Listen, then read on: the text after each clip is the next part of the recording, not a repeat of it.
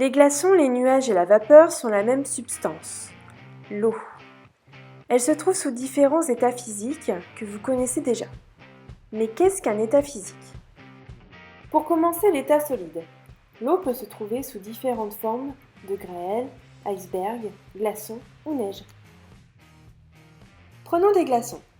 Si on en dépose dans différents récipients de formes particulières, les glaçons vont garder leur forme d'origine. L'eau solide possède une forme propre. Le volume de chaque glaçon reste inchangé. L'eau solide possède un volume propre. Regardons maintenant ce qu'il se passe au niveau microscopique. Ici, on a représenté les particules par des billes rouges. On remarque que les particules sont ordonnées en blocs. Les particules sont proches et fixes entre elles. L'état liquide. La pluie, l'eau du robinet et les nuages sont des exemples d'eau à l'état liquide. Lorsqu'on verse un volume d'eau dans différents récipients, on remarque que l'eau liquide prend la forme du récipient qui le contient. L'eau ne possède donc pas de forme propre. Faisons une expérience. On prélève 100 ml d'eau avec une fiole jaugée. On transvase l'intégralité du liquide dans une éprouvette graduée et on peut lire que le volume est le même, 100 ml. Un liquide possède un volume propre. Observons maintenant la surface libre d'un liquide au repos.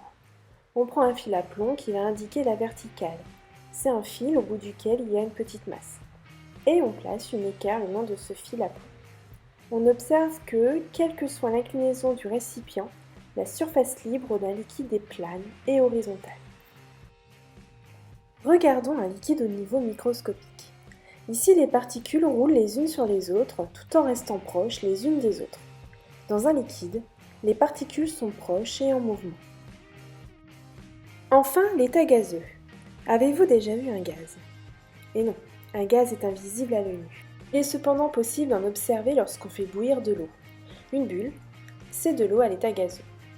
Observons ce qu'il se passe à l'échelle microscopique. Un gaz occupe tout l'espace qu'il peut. Les particules sont très agitées et elles sont en mouvement et éloignées les unes des autres. Faisons une expérience. Prenons une seringue dans laquelle se trouvent quelques particules de gaz. Il prend la forme du récipient dans lequel il se trouve. Bouchons l'ouverture et appuyons sur le piston. On remarque que le volume diminue, on dit qu'un gaz est compressible. Si maintenant on tire sur le piston, on augmente le volume, on dit qu'un gaz est expansible. Donc un gaz n'a ni de volume propre, ni de forme propre. En conclusion, la matière peut se trouver sous 3 états différents, sous l'état solide, sous l'état liquide et sous l'état gazeux. À bientôt pour de nouvelles vidéos.